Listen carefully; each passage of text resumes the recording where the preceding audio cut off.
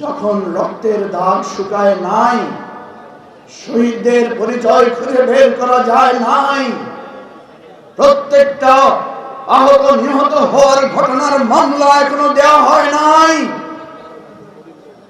তার মধ্যে আমাদের একটা বড় দল নির্বাচন দাবি করে বসলেন। আমরা ওনাদেরকে বললাম যে ভাই, নির্বাচন শান্তিপূর্ণভাবে করতে অনেক সময় পাবেন, অসুবিধা নাই।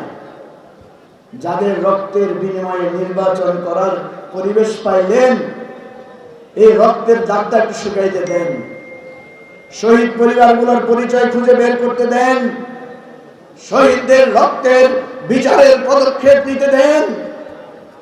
এই রাষ্ট্রে যাতে আর ফ্যাসিবাদ আসতে না পারে সেই সংস্কারগুলো করতে দেন।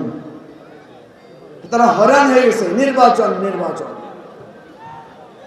তখন তো নির্বাচন আইছে, এত কিছু করেন কিল্লা কয় সিলেট ইউনিভার্সিটিতে নির্বাচন হইতে হইতো না, কয় জগন্নাথ বিশ্ববিদ্যালয়ে নির্বাচন হইতে হইতো না। নির্বাচন করলে তারা নির্বাচন করতে চায় না, বন্ধু করতে চায়। আপনারা এত দ্রুত আপনাদের চেহারা বদলাবেন আমরা ভাবতে পারি নাই।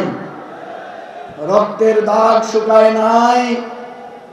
৮,০০০ কর্মীকে চাঁদাবাজির জন্য বহিষ্কার করছে জামাতে, কেন?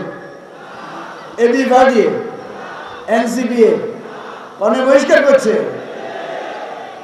আয় কীর্তান, আমরা কীর্তান, আপনারাই আপনার কর্মীর করে বহিষ্কার করেন। তারপরে কোন আপনারা নাকি নতুন বাংলাদেশ গড়বেন। ৮,০০০ নেতা কর্মীকে বহিষ্কার করার পরে আমরা খুশি হয়েছিলাম।